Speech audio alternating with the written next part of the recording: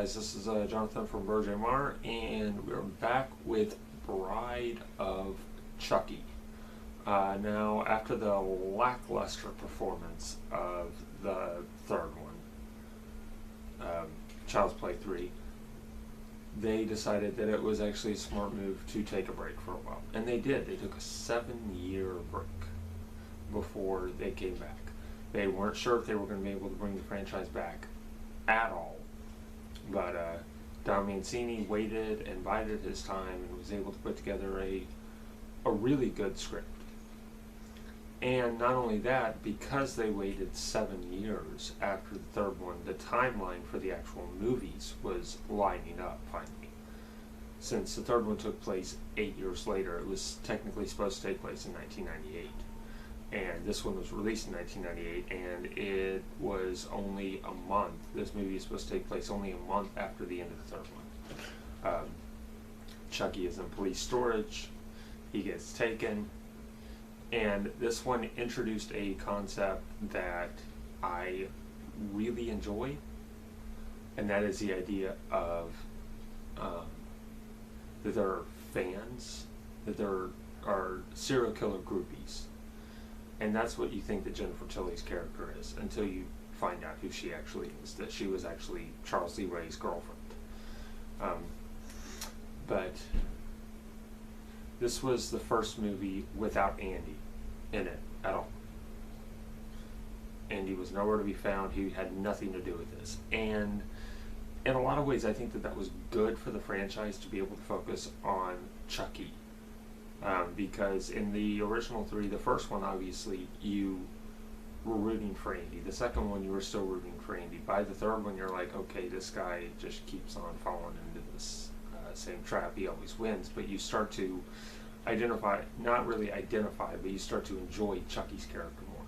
You know, that's what this franchise is all about. So I thought that it was good in a lot of ways to be able to take Andy out of the equation for these movies and focus on Chucky. And it worked for this one. This one was the beginning of they tried to blend some more humor into it. They really focused on Chucky and his foul-mouthed, perverted sense of humor, and throwing Jennifer Tilly on top of that, who in her own right has a foul-mouthed, perverted sense of humor. This movie is probably the funniest out of all of them.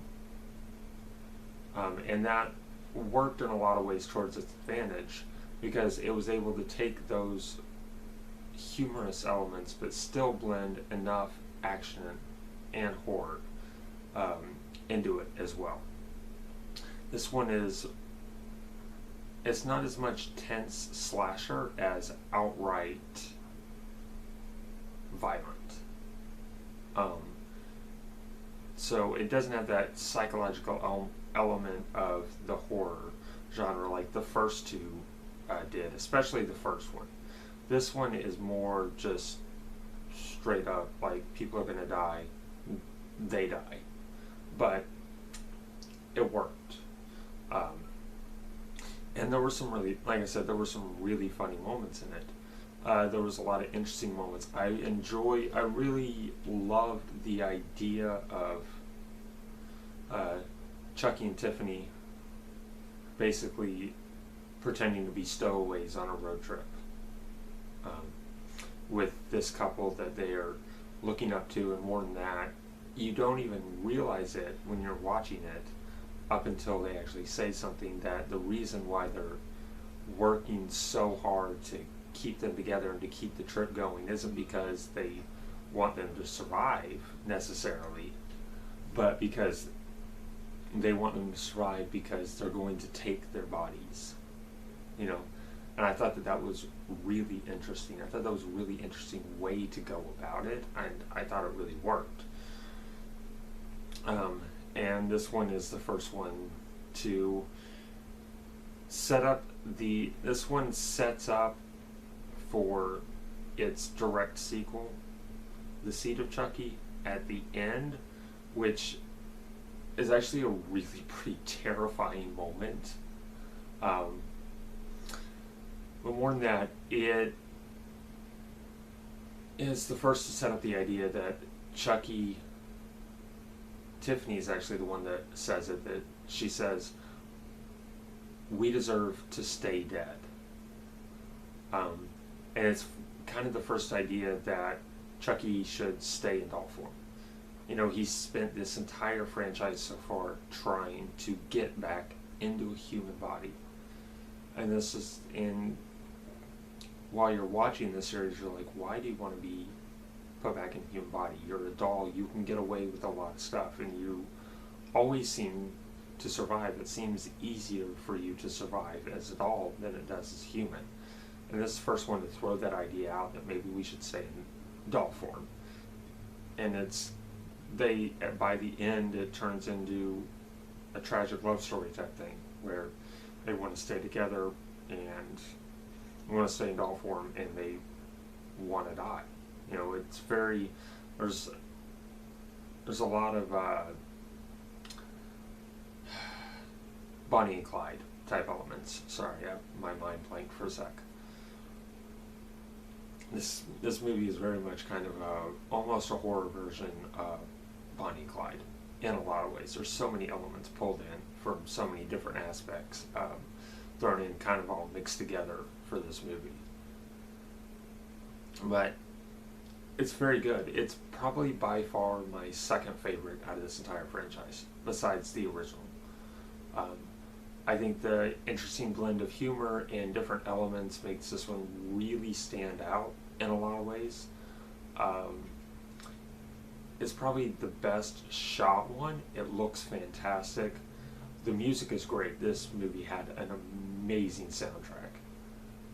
This is, it introduced me, it kind of actually introduced me to Rob Zombie.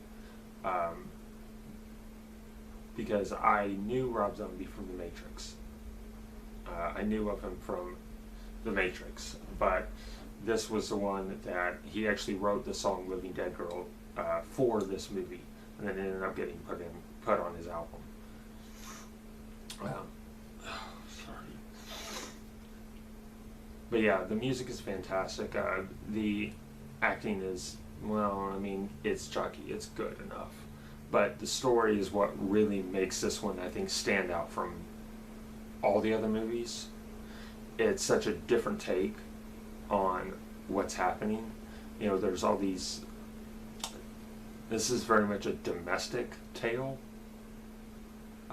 Just happens to be around two people who are killers, who are serial killers,